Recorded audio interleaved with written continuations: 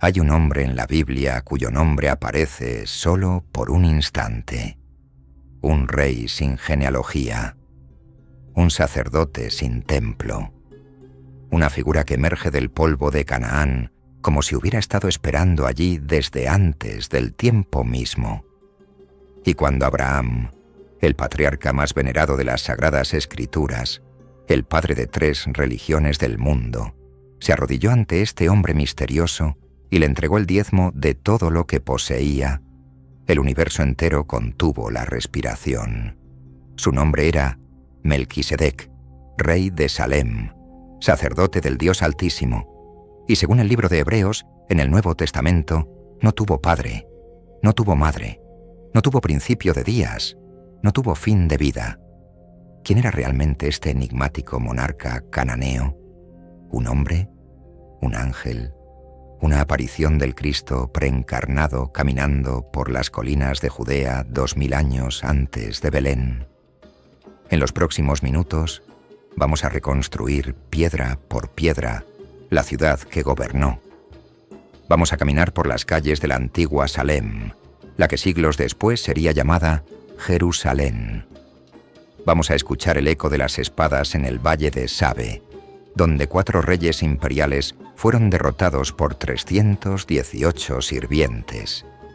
Vamos a sentir el aroma del pan y del vino que este sacerdote misterioso ofreció al patriarca Abraham, un gesto que, 3000 años después, seguiría resonando en cada altar cristiano del planeta. Pero sobre todo, vamos a intentar responder la pregunta que ha atormentado a rabinos, padres de la Iglesia, arqueólogos e historiadores durante más de 35 siglos. ¿Quién era Melquisedec? Prepárate, porque lo que vas a descubrir hoy cambiará para siempre la manera en que lees el capítulo 14 del Génesis. Bienvenidos una vez más a Pueblos de la Biblia. Para entender a Melquisedec, primero debemos entender el mundo en el que apareció. Un mundo que no se parecía en nada al desierto silencioso que muchos imaginan cuando piensan en los tiempos patriarcales. El Canaán del siglo XX a.C. era, en realidad, una tierra vibrante, caótica, sangrienta y profundamente espiritual. Una encrucijada de imperios, un corredor entre Mesopotamia y Egipto por donde pasaban caravanas cargadas de lapislázuli, cedro del Líbano, marfil africano, oro nubio y especias que habían cruzado el mar en barcos fenicios. Era una tierra codiciada, y como toda tierra codiciada en la historia de la humanidad, era una tierra en guerra permanente.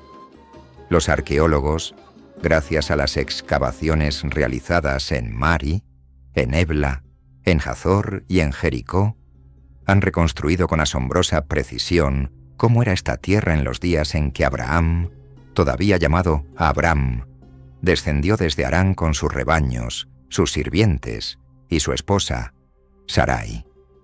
Canaán estaba dividida en decenas de ciudades-estado amuralladas, cada una gobernada por su propio rey. Estos monarcas no eran emperadores, eran señores locales, jefes tribales elevados al rango de realeza, que controlaban un puñado de aldeas, unos cuantos pozos, algunas rutas comerciales. Vivían en palacios modestos construidos con ladrillo de adobe sobre cimientos de piedra. Vestían túnicas de lino teñidas con púrpura de Tiro. Adoraban a un panteón de dioses crueles: Baal, el señor de la tormenta; Astoret, la diosa de la fertilidad; Moloc, el devorador de niños; Dagón, el dios pez de los filisteos. Los altares cananeos humeaban día y noche con sacrificios de corderos, toros y, en las noches más oscuras, de recién nacidos arrojados al fuego. Era un mundo espiritualmente enfermo, un mundo donde la sangre inocente era moneda religiosa, un mundo donde la violencia sagrada se mezclaba con la política, el comercio y la supervivencia diaria. Y sin embargo, en medio de este caos, algo extraordinario estaba ocurriendo en silencio.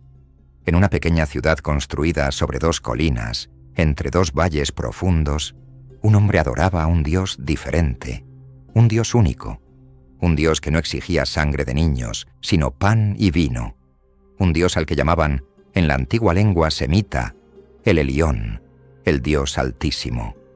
La ciudad se llamaba Salem, y su rey sacerdote sería recordado 3500 años después, como la figura más enigmática de todas las escrituras. Pero antes de llegar a él, tenemos que hablar de la tormenta que lo trajo a la historia, porque Melquisedec no aparece en la Biblia en tiempos de paz. Aparece en medio de una guerra que los textos antiguos, tanto bíblicos como extrabíblicos, han llamado la Primera Guerra Mundial documentada de la humanidad. El capítulo 14 del Génesis abre con una frase que los estudiosos han descrito como una de las más históricamente densas de toda la Biblia. Escuchen con atención. Aconteció en los días de Amrafel, rey de Sinar, Arioc, rey de Elasar, Kedorlaomer, rey de Elam, y Tidal, rey de Goim, que estos hicieron guerra contra Bera, rey de Sodoma, contra Birsa, rey de Gomorra, contra Sinab, rey de Adma, contra Semeber, rey de Zeboim, y contra el rey de Bela, la cual es Zoar. 9 reyes, 4 del este, 5 del sur, y en el centro de todo ese tablero de poder, un patriarca nómada llamado Abram, y una ciudad misteriosa llamada Salem. Los historiadores han debatido durante más de un siglo la identidad de estos 4 reyes orientales. Amrafel de Sinar ha sido identificado por algunos con el legendario Hammurabi de Babilonia, aunque otros lo ubican en un período anterior. Arioc de Elasar aparece en las tabletas de Mari con el nombre de Arribuk. Kedorlaomer, el verdadero líder de la coalición, es casi con certeza un rey elamita. Su nombre, Kudur-Lagamar, significa literalmente siervo del dios Lagamar, una deidad bien documentada en el panteón de Elam, lo que hoy es el suroeste de Irán. Y Tidal, rey de Goim, corresponde al nombre hitita Tudaliya, un nombre real atestiguado en los archivos de Hattusa. Esto no es mitología. Esto es historia verificable. Esto es geopolítica del Bronce Medio, reconstruida con precisión arqueológica.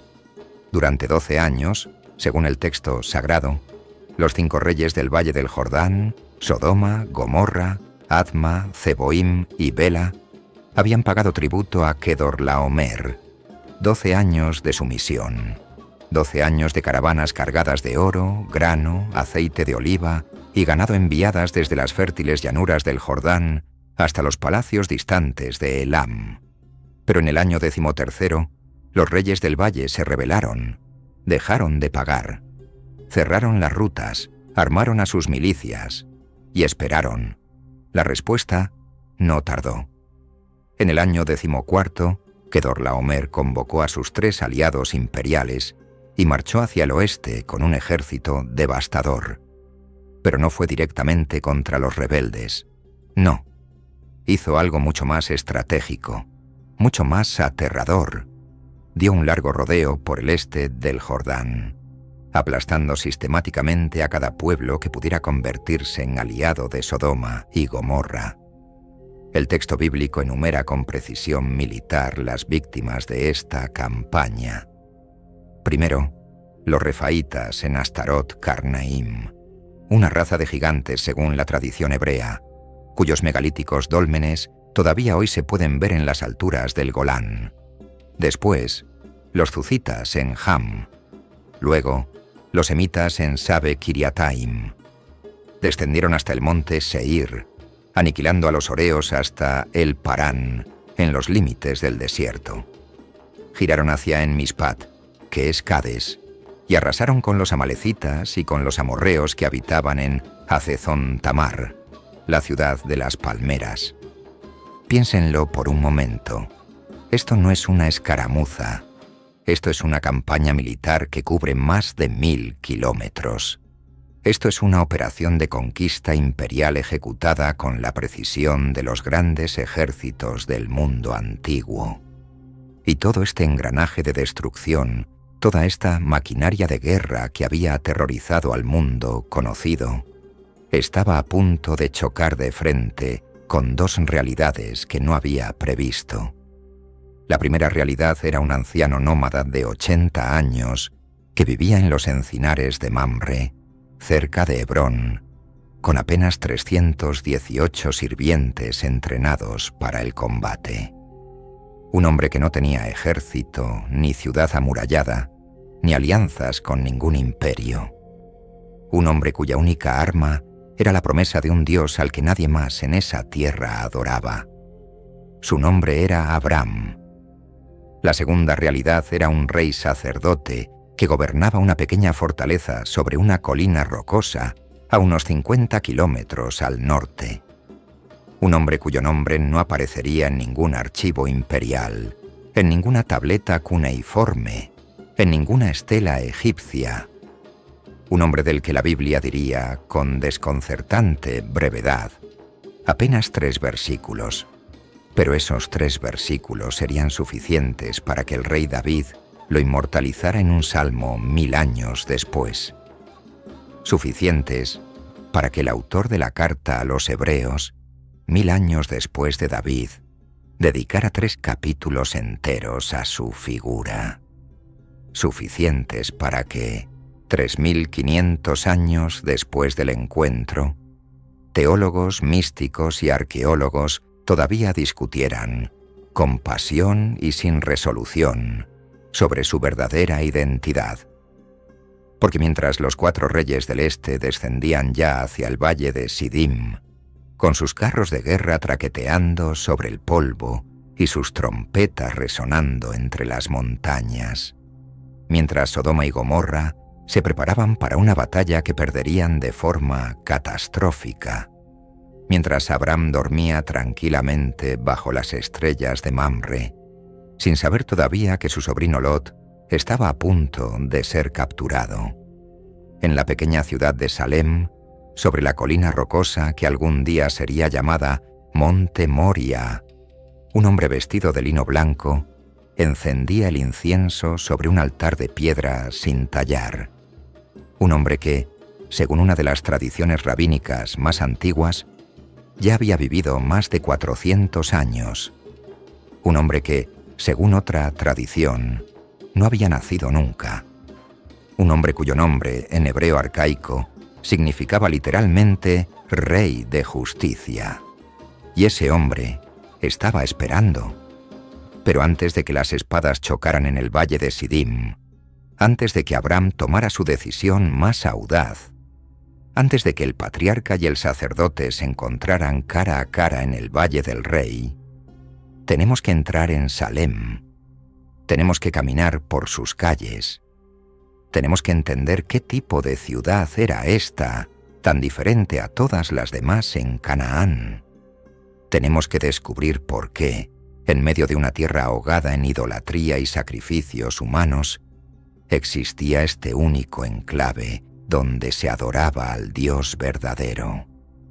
Porque lo que la arqueología ha desenterrado bajo las piedras más antiguas de Jerusalén es algo que ningún libro de historia de la escuela te contó jamás.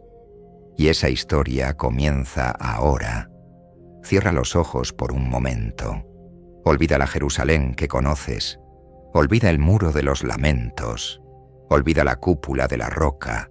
Olvida la vía dolorosa y las basílicas bizantinas y los bazares abarrotados del barrio musulmán. Porque lo que vamos a reconstruir ahora es algo 1000 años más antiguo que el rey David. 800 años más antiguo que Moisés. Algo tan remoto que, cuando los faraones de la 4ª dinastía egipcia estaban terminando las grandes pirámides de Giza, esta ciudad ya estaba aquí, silenciosa, habitada, sagrada.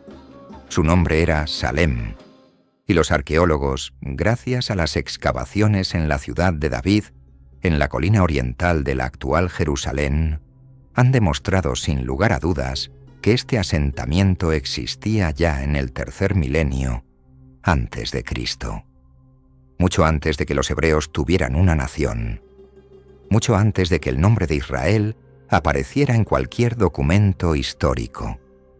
Aquí, sobre esta pequeña colina rocosa de unas 4 hectáreas, latía el corazón de un misterio.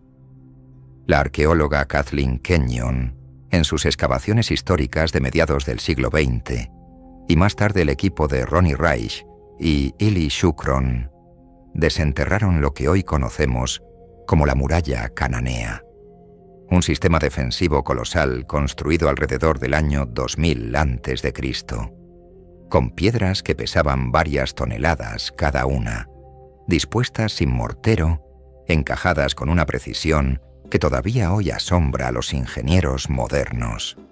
Esta no era una aldea, esta no era un campamento de pastores, esta era una ciudad-estado fortificada, con un sofisticado sistema hidráulico que canalizaba el agua de la fuente de Gijón, en el valle de Cedrón, a través de túneles excavados en la roca viva hasta el corazón de la ciudad. Una proeza de ingeniería que, según la datación por carbono, 14 de los restos orgánicos encontrados en la argamasa, es contemporánea exacta de los días de Abraham. Pero hay más, mucho más. Entre los hallazgos arqueológicos más extraordinarios de la zona se encuentran las llamadas Cartas de Amarna, un archivo diplomático descubierto en Egipto a finales del siglo XIX, compuesto por más de 300 tabletas de arcilla escritas en acadio cuneiforme. Varias de esas tabletas fueron enviadas por un rey de una ciudad llamada, en la lengua original, Urusalim. El nombre aparece en las tabletas más de una docena de veces. Urusalim, ciudad de Salem, la misma ciudad que Abraham visitaría siglos antes de esas cartas. La misma ciudad cuyo rey, en los días del patriarca, no era un tirano más de Canaán, sino un sacerdote del Dios Altísimo. La etimología del nombre es fascinante. Salem proviene de la raíz semita shalom, que significa paz, plenitud, integridad, armonía. Pero también lleva ecos de shalam, que significa completar, pagar, reconciliar. Era una ciudad cuyo nombre mismo era una declaración teológica, una ciudad dedicada a la paz con Dios. Y en el centro de esta ciudad, sobre su punto más alto, se alzaba un santuario. No un templo monumental como los que veríamos siglos después en Egipto o Babilonia. Era un altar sencillo, piedras sin tallar, como más tarde exigiría la ley mosaica, un lugar donde no se derramaba sangre humana, un lugar donde no había ídolos de oro ni estatuas de Baal, un lugar donde solamente se ofrecían pan, vino, aceite, incienso y ocasionalmente corderos. ¿Cómo es posible que en medio de una Canaán ahogada en idolatría existiera este enclave monoteísta? ¿Cómo es posible que, siglos antes de que Moisés recibiera la ley en el Sinaí, ya hubiera en Salem un culto organizado al Dios único?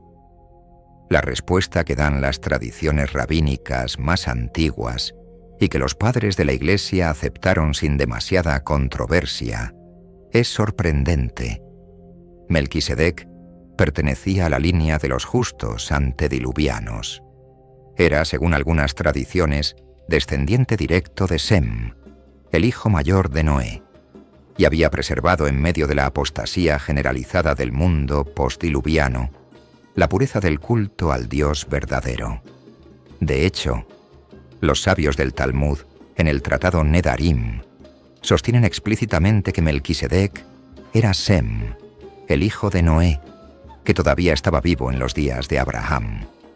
Según la cronología bíblica literal, Sem habría vivido 600 años, lo que significa que, matemáticamente, sí podría haber coincidido con el patriarca. Imagínenlo por un instante. El hombre que había estado en el arca, el hombre que había visto con sus propios ojos la destrucción del mundo antiguo, el hombre que había escuchado la voz de Dios sobre las aguas del diluvio, ahora gobernaba una pequeña ciudad en las colinas de Canaán, esperando a que el destino trajera hasta él al hombre elegido para inaugurar una nueva era en la historia de la humanidad. Es una tradición, no es doctrina oficial, pero explica, al menos parcialmente, el reverencial respeto con el que Abraham lo trataría. Explica por qué el patriarca, que había recibido promesas directas del Dios Altísimo, aceptaría sin cuestionamiento la bendición de este rey misterioso. Explica por qué le entregaría el diezmo de todo. Porque para Abraham, Melquisedec no era un extraño, era, posiblemente, el último eslabón vivo de una cadena sagrada que se remontaba hasta el Edén. Y es aquí donde la historia toma un giro dramático. Porque mientras Melquisedec oficiaba silenciosamente en su altar sobre la colina de Salem, mientras Abraham pastoreaba tranquilamente en los encinares de Mamre, mientras los 5 reyes del valle afilaban sus espadas y los 4 reyes del este descendían ya por las laderas orientales del Jordán, una noticia terrible estaba a punto de sacudir la paz del patriarca. Un mensajero ensangrentado llegaría pronto al campamento de Abram, con el rostro cubierto de polvo y los ojos desorbitados por el terror. Traía una noticia que cambiaría todo, una noticia que arrancaría al pacífico pastor de 80 años de su tienda, que lo lanzaría a la persecución militar más audaz jamás registrada en las Escrituras y que finalmente lo conduciría al encuentro más misterioso de toda la Biblia. Porque Lot había sido capturado, Sodoma había caído, y Abraham estaba a punto de convertirse en guerrero, el valle de Sidim. Hoy, bajo las aguas saladas de la cuenca meridional del Mar Muerto, yacen los secretos de una de las batallas más antiguas documentadas en la historia humana. El texto del Génesis es desgarradoramente preciso. Dice que el valle estaba lleno de pozos de asfalto, lo que en hebreo antiguo se llama Berot Shemar, depósitos naturales de betún que burbujeaban desde el subsuelo. Esta descripción geológica es tan exacta que los científicos modernos la han confirmado con perforaciones y estudios sismológicos. El fondo de esa parte del Mar Muerto todavía hoy expulsa asfalto natural que flota a la superficie. Lo que la Biblia describió hace 35 siglos, la ciencia del siglo XXI lo ha verificado. En este terreno traicionero, los 5 reyes del valle, Sodoma, Gomorra, Adma, Zeboim y Bela, formaron sus filas frente a la coalición imperial de 1966, Kedorlaomer. La batalla, según la arqueología militar, debió ser brutal y breve. Los cananeos del valle no tenían la experiencia militar de los elamitas, no tenían los carros de guerra mesopotámicos, no tenían la disciplina de un ejército imperial. Y, para empeorar las cosas, el terreno mismo los traicionó.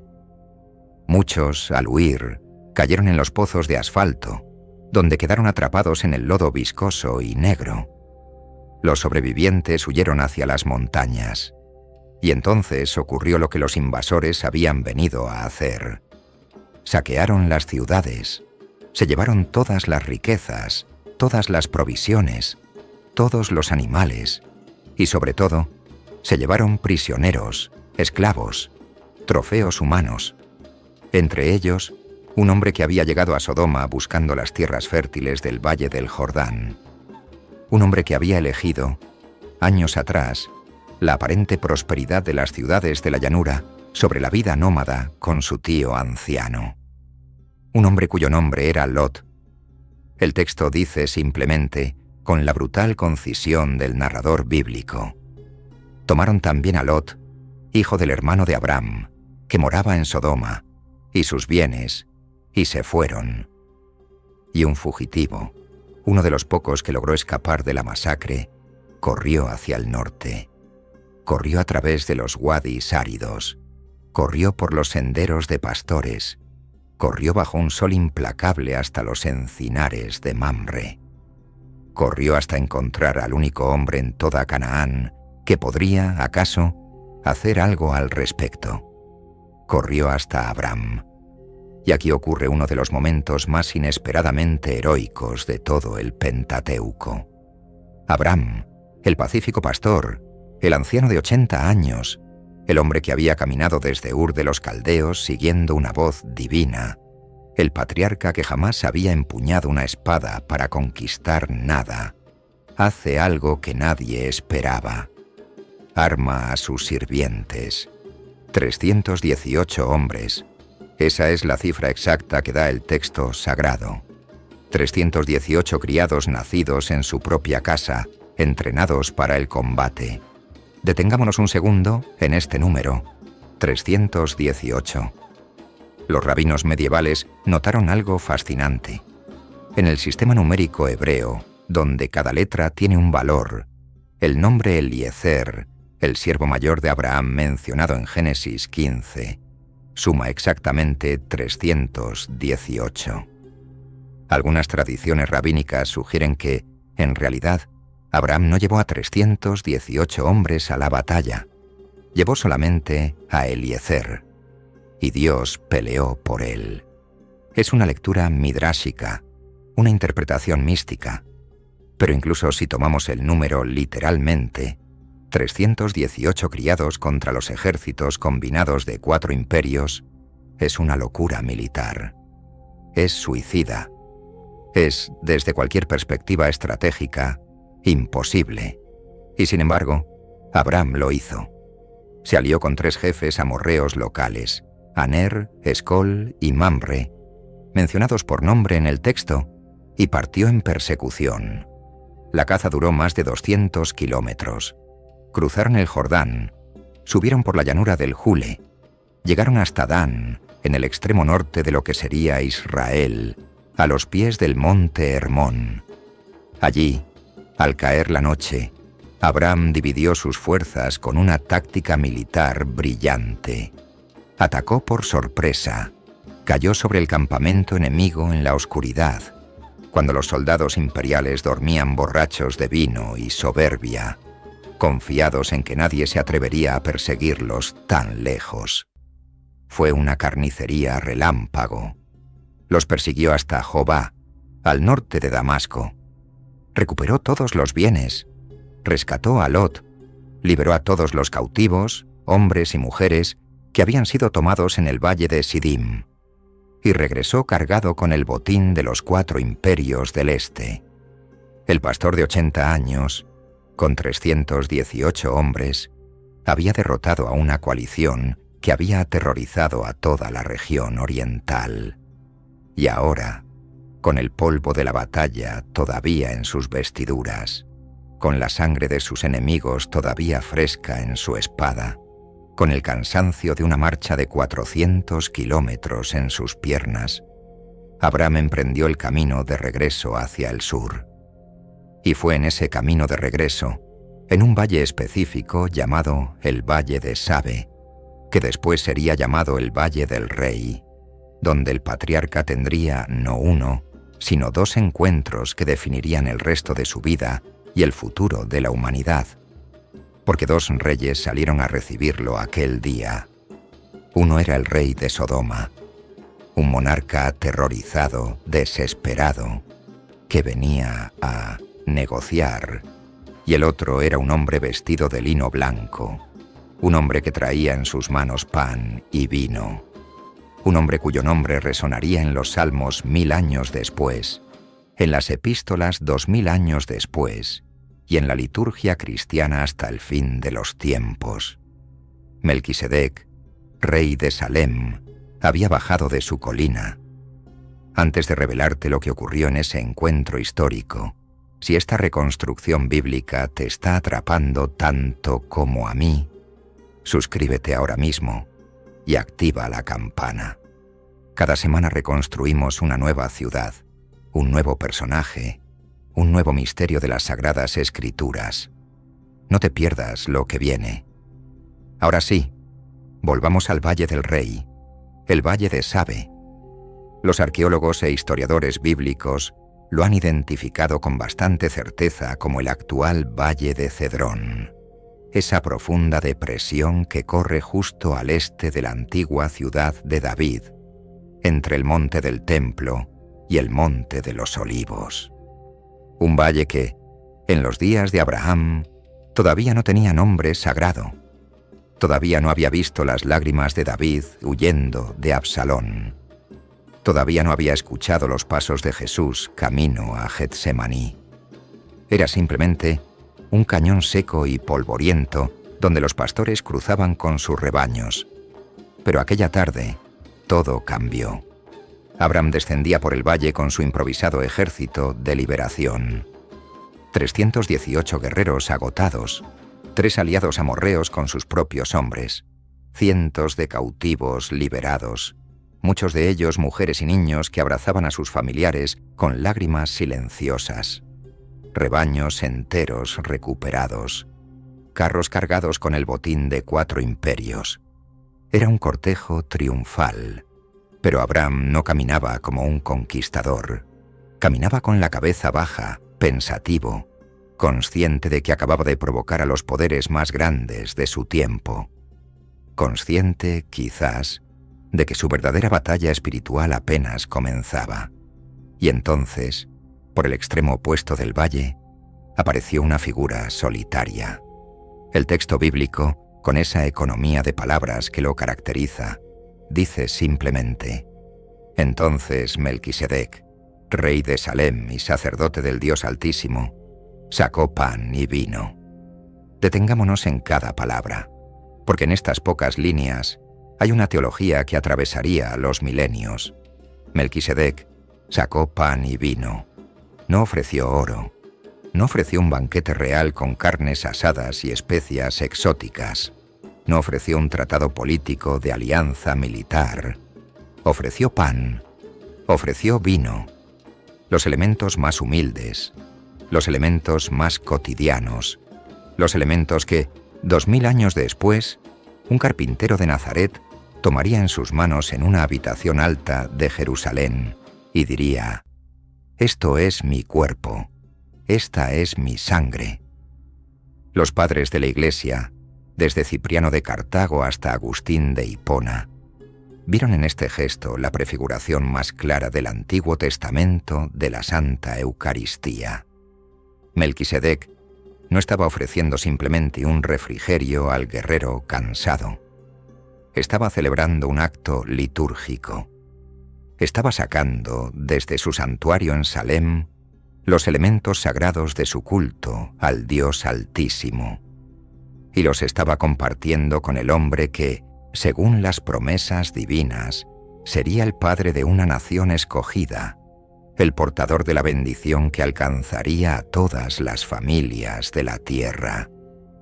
Era el encuentro de 2 sacerdocios, era el encuentro de 2 líneas sagradas, era el encuentro de la antigua revelación, preservada desde los días de Noé, con la nueva revelación que comenzaba a desplegarse en la persona del patriarca.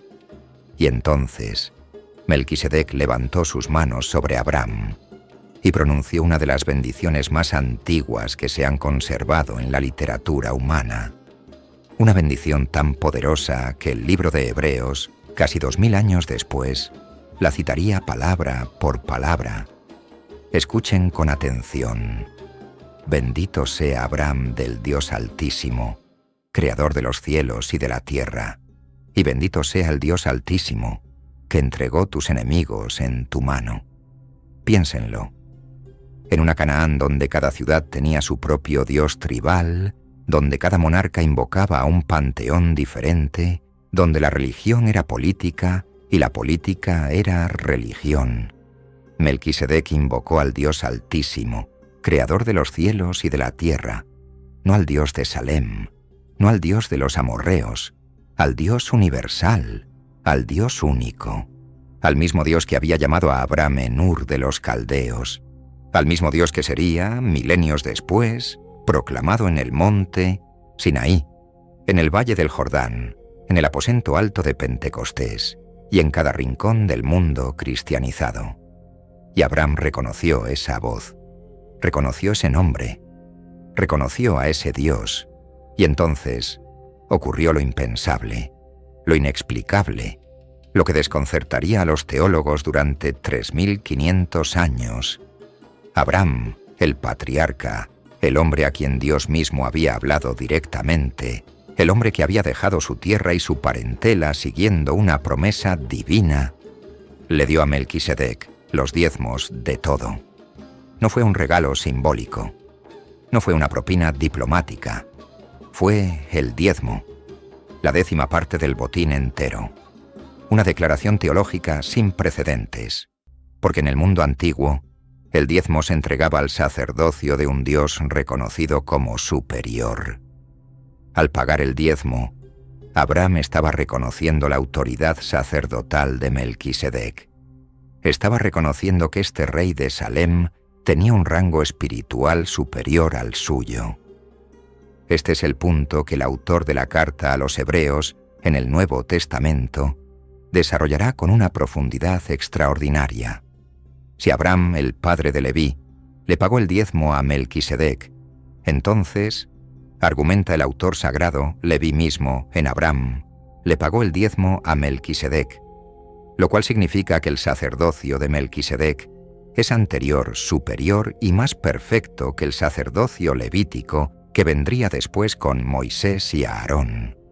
Y ese sacerdocio de Melquisedec sería 1000 años después del patriarca, el sacerdocio profetizado por el rey David para el Mesías venidero. Y sería 2000 años después de David, el sacerdocio eterno atribuido a Jesucristo. Pero todo eso llegaría después. En aquel momento, en el valle polvoriento de Saibi, Abraham simplemente inclinó la cabeza, entregó el diezmo y comió el pan y bebió el vino que el misterioso rey sacerdote le ofrecía. Un acto que ningún cronista extrabíblico registraría jamás.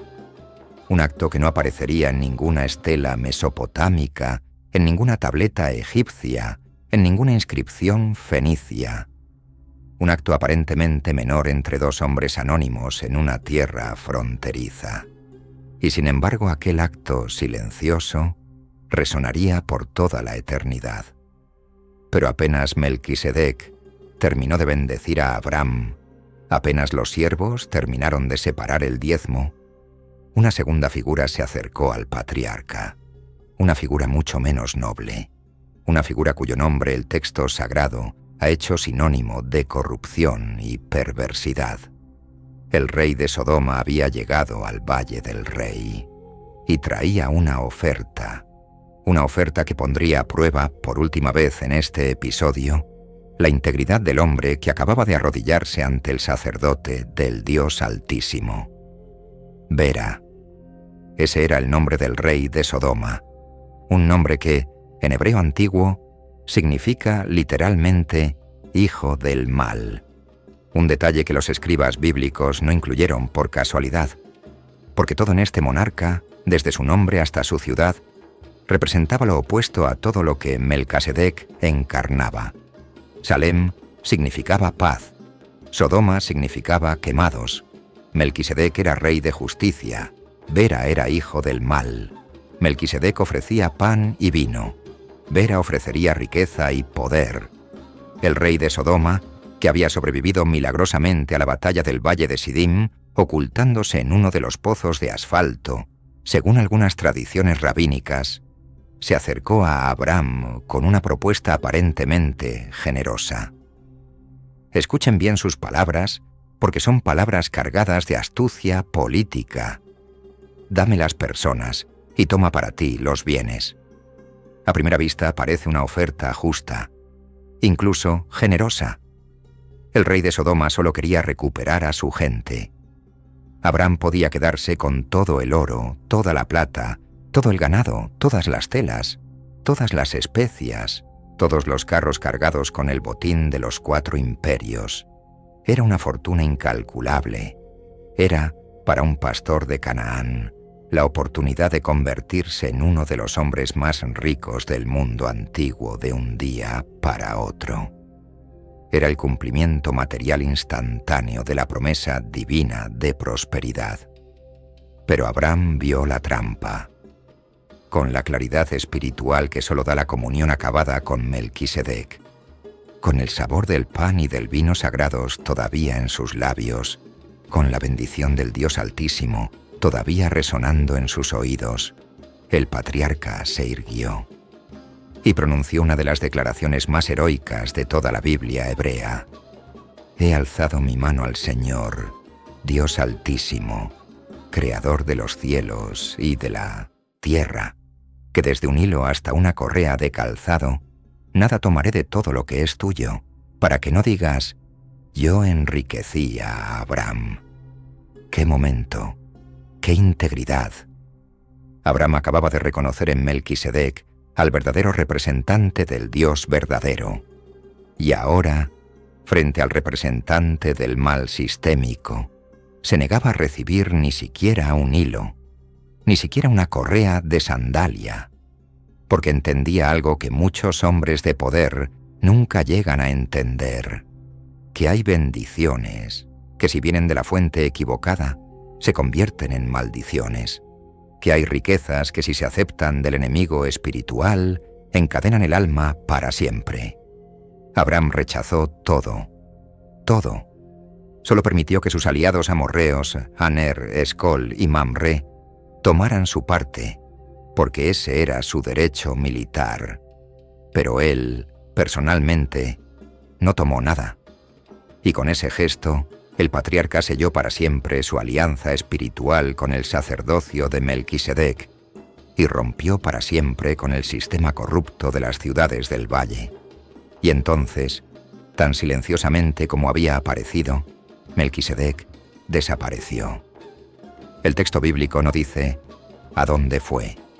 No describe su regreso a Salem, no menciona su muerte, no registra su descendencia, simplemente deja de hablar de él, para siempre, y es aquí donde comienza el verdadero misterio teológico. 1000 años después de este encuentro, el rey David, meditando en el monte Sión sobre la identidad del Mesías venidero, escribió en el Salmo 110, una profecía que ha dejado perplejos a rabinos y teólogos durante 3 milenios. Juró el Señor y no se arrepentirá. Tú eres sacerdote para siempre, según el orden de Melquisedec. Según el orden de Melquisedec. ¿Qué orden? ¿Qué sacerdocio era ese? ¿Por qué David no dijo, según el orden de Aarón, que era el sacerdocio oficial de Israel en sus días? ¿Por qué invocó a este rey cananeo olvidado de un capítulo aislado del Génesis? La respuesta llegaría otros 1000 años después, cuando el autor de la carta a los Hebreos, inspirado por el Espíritu Santo, tomaría esa oscura profecía davídica y la aplicaría directamente a Jesucristo. En los capítulos 5, 6 y 7 de esa epístola, encontramos la revelación más profunda del Nuevo Testamento sobre la identidad de Melquisedec. Y lo que dice el texto sagrado es absolutamente extraordinario. Sin padre, sin madre, sin genealogía, que ni tiene principio de días ni fin de vida, sino hecho semejante al Hijo de Dios, permanece sacerdote para siempre. Durante siglos, los intérpretes se han dividido en 2 grandes corrientes. Una corriente defendida por Orígenes, algunos padres griegos y varios místicos medievales, sostiene que Melquisedec fue una teofanía, una aparición preencarnada del Hijo de Dios, el Cristo antes del Cristo, visitando a Abraham en forma de rey sacerdote cananeo. Según esta lectura, el misterio se resuelve porque el mismo Jesús que ofrecería pan y vino en el cenáculo, ya había ofrecido pan y vino al patriarca 2000 años antes.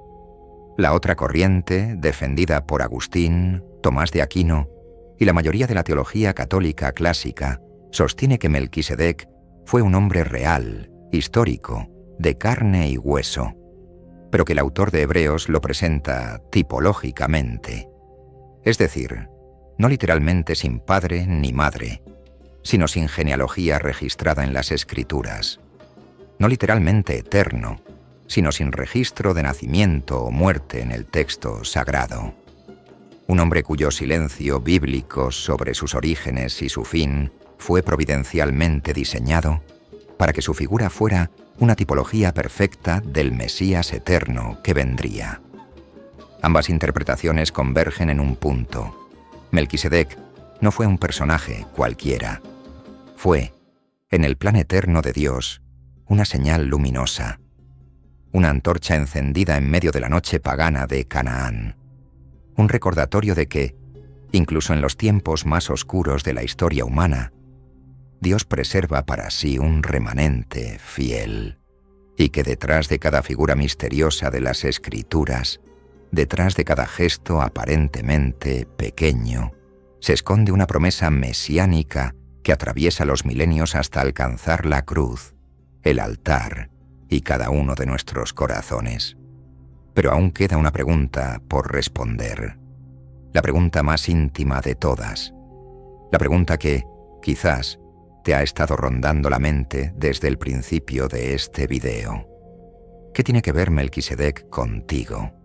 ¿Qué tiene que decirte hoy, en el año 2026, este rey cananeo sepultado bajo 35 siglos de polvo? La pequeña colina donde Melquisedec encendió su incienso, donde ofreció pan y vino, donde bendijo al patriarca Abraham, no quedó olvidada por el tiempo. 1000 años después del encuentro, el rey David conquistaría la fortaleza Jebusea, que ocupaba ese mismo lugar. Y la ciudad cananea de Salem, ahora llamada Jerusalén, se convertiría en la capital del reino de Israel. 1000 años después, cuando los babilonios destruyeron el primer templo y deportaron al pueblo de Dios a las orillas del Éufrates, el recuerdo de Melquisedec seguía vivo en la memoria judía. Los salmos se cantaban en la cautividad. El sacerdocio, según su orden, seguía siendo la esperanza del pueblo. Y 2000 años después del encuentro de Abraham con el rey sacerdote cananeo, un descendiente directo del patriarca, nacido en Belén pero crecido en Nazaret, subiría a esa misma colina. Subiría hasta el monte Moriah, que según la tradición judía es el mismo monte donde Abraham ofreció a Isaac, y que según los geógrafos bíblicos formaba parte del mismo macizo rocoso donde Melquisedec tuvo su santuario. Y en una habitación alta, la noche antes de morir, este descendiente de Abraham haría exactamente lo mismo que el misterioso rey de Salem había hecho 2 milenios antes. Tomó pan, lo bendijo, lo partió, lo dio a sus discípulos diciendo: «Esto es mi cuerpo». Tomó vino, lo bendijo, lo entregó diciendo: «Esta es mi sangre del nuevo pacto, derramada por muchos para el perdón de los pecados». El círculo se cerraba. La profecía se cumplía. La tipología alcanzaba su realidad. Melquisedec había sido la sombra. Cristo era el cuerpo. Melquisedec había sido la figura. Cristo era la sustancia. Melquisedec había ofrecido pan y vino a un hombre. Cristo ofrecería su propio cuerpo y su propia sangre por toda la humanidad. Y cuando, 3 días después, aquel descendiente de Abraham resucitó de entre los muertos y ascendió a los cielos, la carta a los hebreos lo proclamaría con claridad profética. Jesús entró por nosotros como precursor, hecho sumo sacerdote para siempre según el orden de Melquisedec. El orden eterno, el sacerdocio sin principio ni fin, el ministerio que no depende de genealogía levítica, sino del poder de una vida indestructible. El Cristo resucitado es hoy, en este mismo momento mientras escuchas esta narración, nuestro sacerdote según el orden de Melquisedec, intercediendo delante del Padre, ofreciendo eternamente el pan y el vino de su cuerpo y su sangre glorificados. ¿Lo ves ahora? ¿Comprendes ahora la magnitud de lo que ocurrió aquella tarde en el Valle del Rey? No fue simplemente un encuentro entre 2 hombres antiguos. Fue el momento en que el cielo tocó la tierra. Fue la profecía en movimiento. Fue Dios mismo escribiendo, con gestos silenciosos y pan compartido, la carta de amor más grande jamás escrita. Y ese amor sigue hablando hoy. Melquisedec nos enseña algo que el mundo actual ha olvidado casi por completo: que existen realidades espirituales más antiguas, más profundas y más verdaderas que todos los imperios de la historia. Que en medio del ruido del poder, del dinero, de las guerras geopolíticas y de los gritos mediáticos, hay una voz silenciosa que sigue ofreciendo pan y vino a los peregrinos cansados. Hay un sacerdote eterno que todavía bendice, todavía intercede, todavía comparte su mesa con quienes, como Abraham, regresan polvorientos y agotados de sus propias batallas. Melquisedec nos enseña que la verdadera realeza no se mide en tronos, sino en justicia; que el verdadero sacerdocio no se mide en vestiduras, sino en santidad; que la verdadera grandeza no se mide en la cantidad de batallas ganadas, sino en la humildad con que nos arrodillamos ante el Dios Altísimo, Creador de los cielos y de la tierra. Nos enseña también, como a Abraham frente al rey de Sodoma, que hay bendiciones que debemos rechazar, que hay riquezas que contaminan, que hay alianzas que corrompen el alma, que la integridad de levantar la mano al Señor y decir: ni un hilo ni una correa de calzado tomaré de lo que es tuyo, es, en muchas ocasiones, la batalla espiritual más difícil y más victoriosa que libraremos en toda nuestra vida. Y nos enseña, finalmente, que Dios siempre tiene un remanente. En los días más oscuros de Canaán, cuando los altares humeaban con sangre de niños y los dioses falsos devoraban almas, había un rey silencioso en una pequeña colina que seguía encendiendo incienso al Dios verdadero. Y hoy, en medio de un mundo que parece haber olvidado al Dios Altísimo, tú puedes ser ese remanente. Tú puedes ser esa antorcha. Tú puedes ser el Melquisedec de tu generación, recordándole al mundo cansado que todavía hay pan, todavía hay vino, todavía hay bendición en el nombre del Dios creador de los cielos y de la tierra. Melquisedec apareció solo por un instante en el relato sagrado. 3 versículos, un encuentro, un pan, un vino, una bendición. Y sin embargo, su sombra se proyecta sobre toda la historia de la salvación, desde Génesis hasta Apocalipsis, desde el valle polvoriento del Rey hasta el altar eterno del cielo. Quizá eso sea lo más bello de su historia, que no necesitamos muchas palabras, no necesitamos grandes ejércitos, no necesitamos genealogías impresionantes ni monumentos de piedra.